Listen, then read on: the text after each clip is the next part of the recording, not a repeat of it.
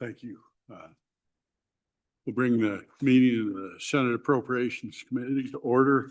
Roll call. Senator Driscoll. Here. Senator French. Here. Senator Garou. Here. I hear him. Here. Senator Larson. Here. And Chairman Salazar is excused. Excused. Thank you. You have a quorum. We have a quorum. First bill up today. I'm glad to see a huge crowd here for rodeo. I'm sure that's the bill everyone's here for. Senate File 124, Economic Development Rodeo Museum. This is one of my bills, but we have a huge group of people here that are as capable as I am of presenting the bill and how it runs. So I'm going to ask whoever wants to out of the rodeo folks to come up. If not, I'll do it myself. But this bill's broadly supported in the Senate. And we've got a huge bill behind us, so we're probably gonna go through this fairly quickly. Ms. Wilkins, do you want to present it, or would you like me to come do it? Because I'm happy to come do it. I'll just do it from here, folks, and then we'll do the comments. So, folks, this is a bill that, as you can tell, is co-sponsored by nearly the entire Senate. So I think everybody on the committee understands it. For everyone out there, we've had a once in a lifetime opportunity. We had a local economic development group that went out and actually is set up for a new economic development district, bringing in a incredible opportunity for Cheyenne and the state of Wyoming to recruit what ultimately is probably going to be 140 plus jobs. The initial end is has the ability potentially to raise the specter of the state of Wyoming as the cowboy state to be the cowboy state. This brings the professional rodeo. I'll take a little latitude from the chair. It's got the ability to potentially bring in the professional Rodeo Cowboys Association, their Hall of Fame and their museum into Cheyenne, which cements them, in my opinion, as the cowboy capital of the world. Kind of outdoes a place with a star down south of us. They've also done a phenomenal job of tying this back into what much more in a bigger economic end of it. What this actually does is they've brought $15 million of private investment money. They've asked for the state to match that into our tourism with $15 million. And there's going to be wide latitude how tourism does it. There'll be some questions on constitutionality. We've been very careful to make sure that this is constitutional for everyone out there that's listening. We're all happy to talk about it. But this is a once in a lifetime opportunity, in my opinion, for the state of Wyoming. It's probably transformational to the city of Cheyenne. I come from Devil's Tower. Good Senator Drew comes from up where all the tourists go to. And in my opinion, this bill plays a role in turning Cheyenne probably into one of our destination spots in the state of Wyoming. It's absolutely economic wise. It's a critical investment for the state of Wyoming. It does what I'm looking back at the director of the tourism, the high end of it for me. It does what I want to see happen with my tourism dollars, is bring more dollars for tourism back into Wyoming. So I call this a motherhood and apple pie bill. It's not very hard to support it. With that, I'll stand for questions, or we'll move into comment. Okay. Do we have any legislators in here that want to comment? Public or state agencies, either one.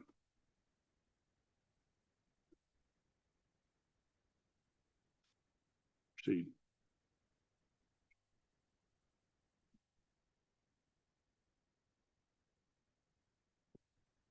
Good afternoon, Mr. Chairman and Appropriations Committee. My name is Seth Alvestad, and I'm a policy advisor in Governor Gordon's office.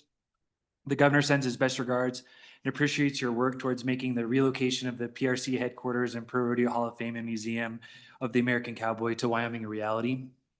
The governor submitted budget letter number 5 to JAC last month supporting this initiative.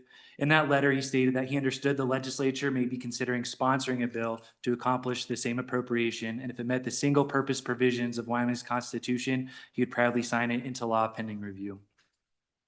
There's no better home for the PRCA than right here in Wyoming. This is a unique opportunity to expand our Western traditions and create additional opportunities for our young people to turn their passions into in-state careers. This project will be an incredible investment into the future of tourism in Wyoming. Distributing the $15 million in tourism funds in the timeline outlined in Senate File 124 is an appropriate use of the Wyoming Tourism Reserve and projects account. I think it is important to point out the great financial partners in this project. The PRCA will spend several $1 million of their own money, and Cheyenne Leads is committed $15 million. There's also substantial opportunities with corporate sponsorships and the 6 penny ballot initiative in Laramie County in August. The governor supports his role in this bill, providing final action and grant applications recommended by the Wyoming Tourism Board. He believes that it is essential that the proposed relocation to Wyoming result in substantial benefit to the public. This opportunity to bring the PRCA headquarters to Wyoming is once in a lifetime. The economic impact through tourism and local job growth will show a great return on investment. The governor supports this project and supports this bill as written. Mr. Chairman, members of the committee, thank you for your consideration of this bill, and I stand for any questions. Thank you. Any questions, committee? Any questions? Thank you. Any other testimony in the room? Any other? Seeing none. Do we have any online? No one online. Public testimony is closed. Gentlemen, what's your pleasure? Moved and seconded. Any discussion in the committee? Roll call. Senator French. No. Senator Carew. Aye. Senator Larson. Aye. Chairman Salzar registered an aye vote in absent. Correct. And Senator Driscoll. Aye. Mr. Chairman, you have 4 ayes and 1 no. 4-1. Do We'll pass. move on to the Senate with us. All right, now we're on to this next small bill. Next, thank all of you for coming. It's fun to have great projects like that. Now we're on to another one with a little bit of significance here.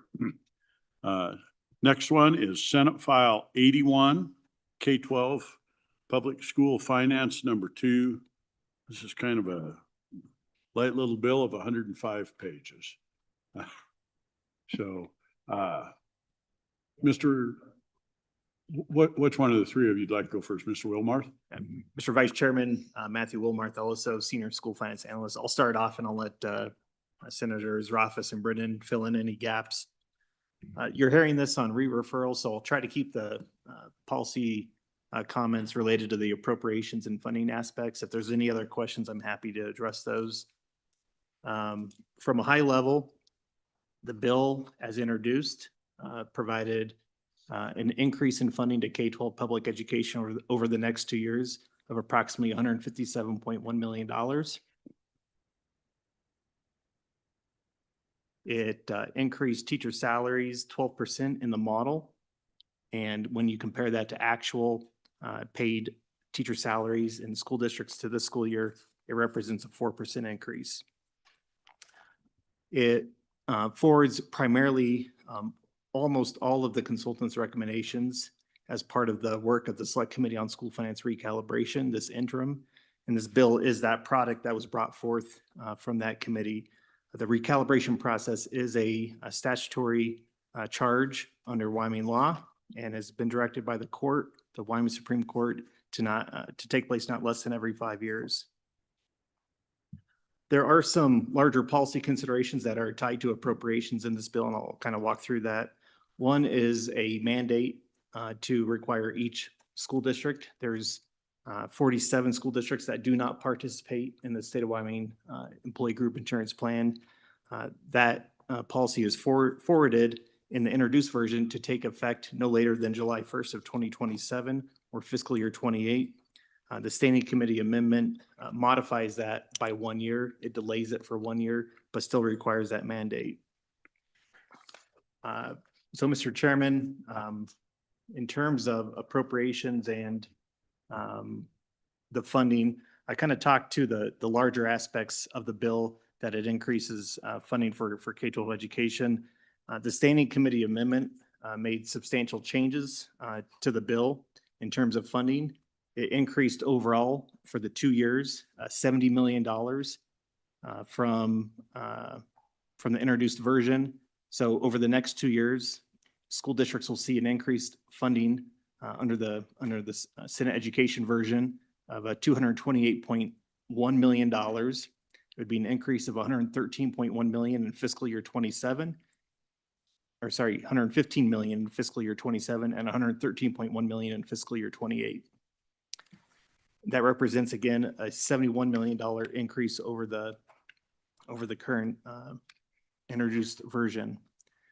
As I indicated, the standing committee amendment delays the participation in the state health insurance plan by 1 year, but it also then appropriates $150,000 to EGI from the Public School Foundation program account to conduct a study on the feasibility of mandating school districts to participate in the state plan. So, Mr. Chairman, I'll kind of walk through the bill and the standing committee amendment and outline the appropriations and FTEs. If there's any questions, I'm happy to take those before then.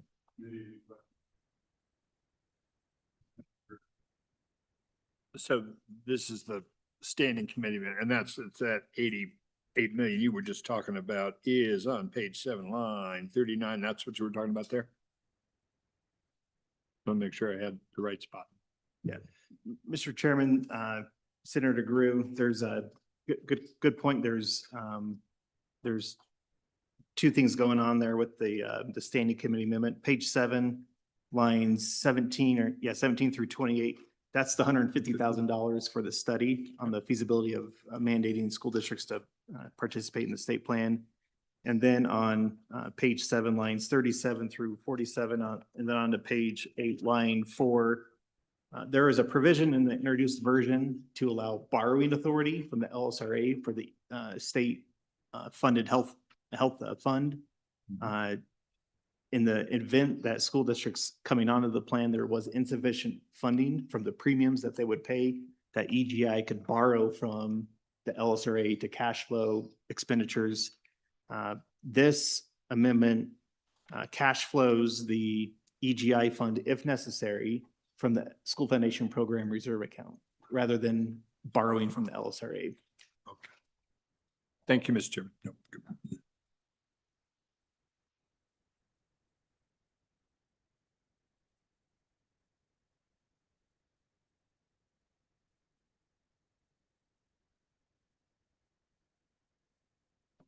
Great. Thank you, Mr. Vice Chairman.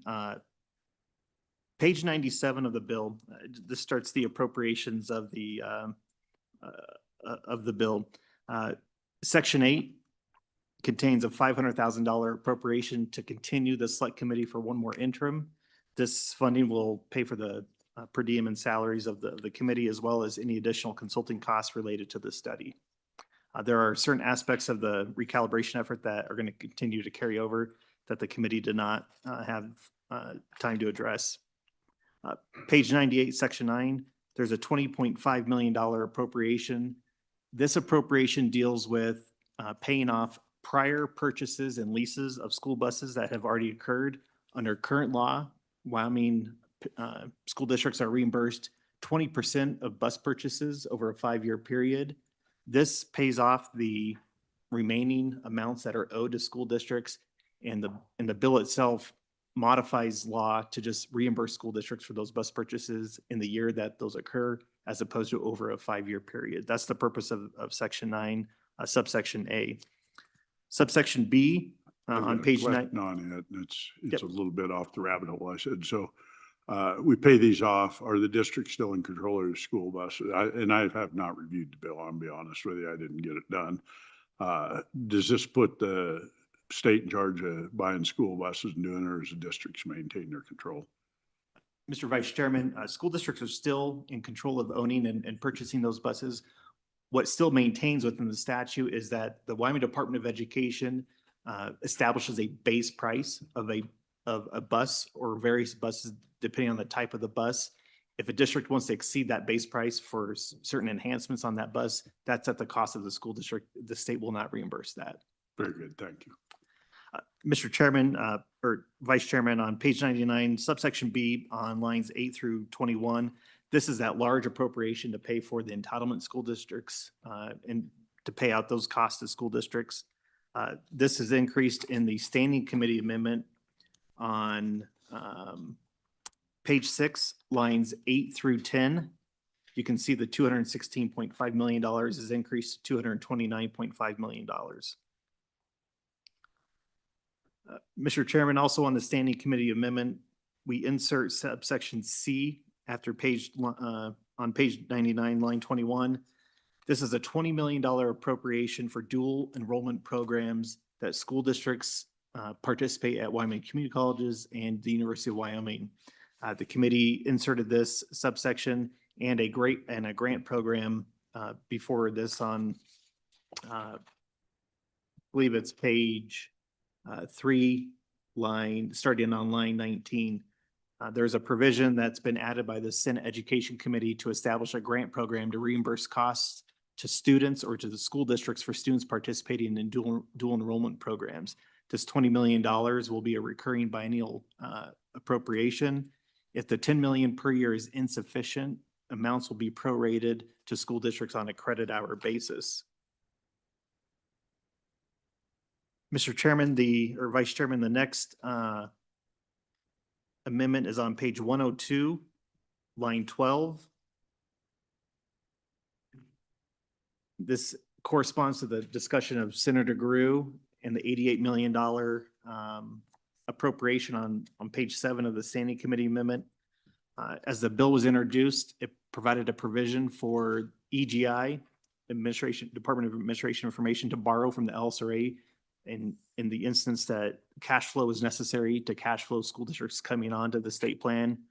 In lieu of that, the standing committee amendment appropriates up to $88.7 million, which is the balance of the current school foundation program reserve account. And that can be accessed by the governor in the instance that it is necessary to cash flow those expenditures for school districts to participate on the state plan. Mr. Chairman, the next amendment from the standing committee amendment is on page 103. Section 11, one of the amendments, this $5 million grant for mental health was deleted. The reason for that is under the introduced version, school nurses and elementary counselors, as recommended by the state's consultants, was delayed by 1 year. Those would not have begun until school year 27-28. The standing committee amendment funds those beginning in school year 26-27. One of the policy positions from the select committee was to continue and study this next interim. They will continue to study that next interim, but they're going to fund that full array of school nurses and elementary counselors, and thus the $5 million for this mental health grant is not needed. Mr. Chairman, I believe that is it with the standing committee amendments and positions in introduced version. I did not cover the positions for EGI. As part of the mandate, EGI will need approximately 11 positions. On page 100 in section 10, that begins on the bottom of page 99, line 23, and then beginning subsection A on page 100, line 2, there's appropriated $3 million and change and 11 full-time positions for EGI to take on the state or the school districts onto the state plan. If school districts are mandated to participate in the state plan, it essentially doubles the number of lives covered on the state plan. And so they will need the capacity to administer that amount of lives on the plan. Mr. Chairman or Vice Chairman, I believe that is it. Happy to take any questions. Thank you, Mr. Chairman. Are student teachers, or they're called something else now, what are they, para professionals or something, are they protected in this? Mr. Chairman and Senator French, in total, the bill as amended by the Senate Education Committee will increase again about $115 million per year and increase the number of positions across the state. There is a, what we have deemed a silo of instructional resources, which are classroom teachers, instructional facilitators and coaches, tutors, summer school and extended day teachers. Within that silo, the model does not allocate funding for paraeducators or instructional aides that don't have a certified degree, such as a teacher. Nothing prohibits a school district from hiring those instructional aides as part of their classroom instruction program. And that money within this bill is protected. That cannot be transferred out and expended for any other purpose. So yes, I would argue they are protected in terms of that amount of money that's being allocated under the introduced version. That section of the funding model was increased approximately $65 million. And I believe that now has increased closer to $100 million. Yeah, thank you, Mr. Chairman. I might have misspoke. Teachers' aides, I mean, I might have misspoke. Are they protected in this? Because they're vital to those classrooms. I mean, I know some of them, and those teachers really rely on them in those younger grades. I mean, they're crucial. Mr. Chairman and Senator French, again, the model doesn't allocate that specific type of position, but we know districts hire those positions and they utilize their instructional resources to do that.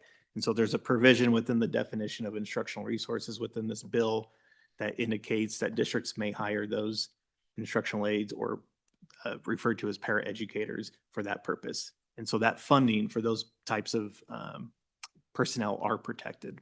And I would defer to Senator Rothfuss and he can probably explain that a little bit better.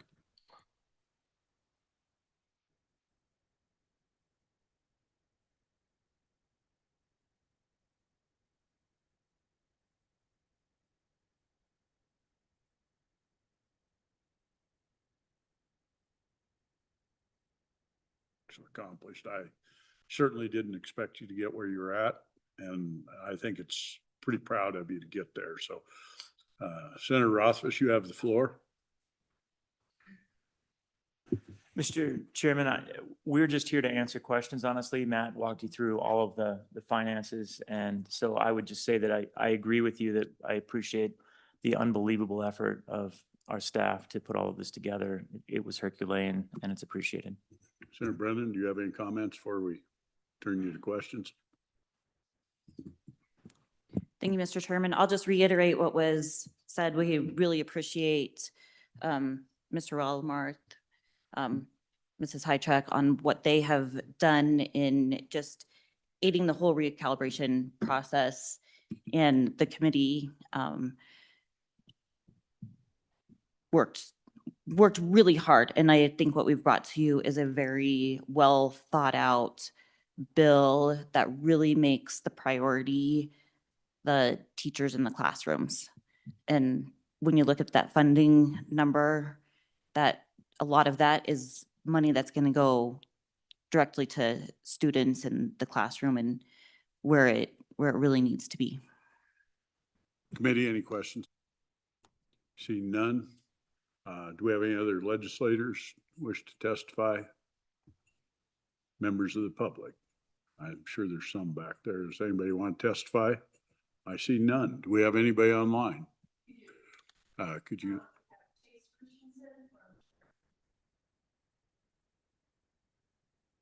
Welcome.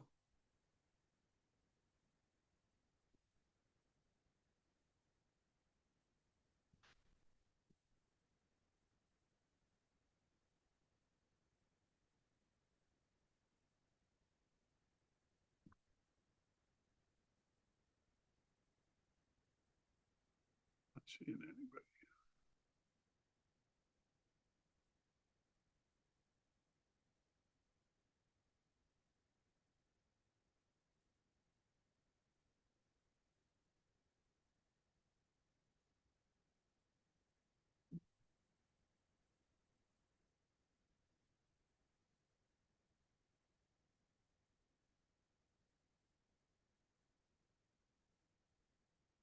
Do we have more than one? No, Mr. Chairman, you just have one. It appears that their microphone is off and We'll they're- give them another minute or so. Okay. We're no one's testifying in the All right. audience. We're happy to wait for a few minutes. I'd just soon everyone had a chance to comment.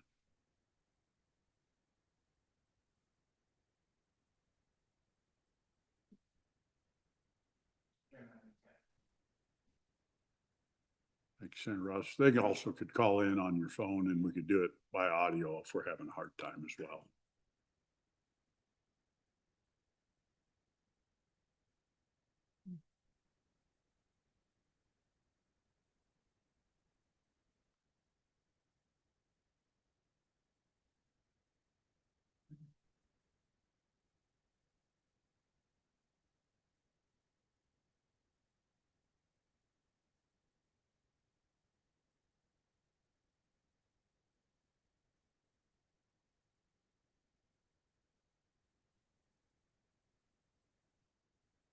I think we're going to go ahead and I hate to do that to somebody that's taking the time, but we're in a essence time.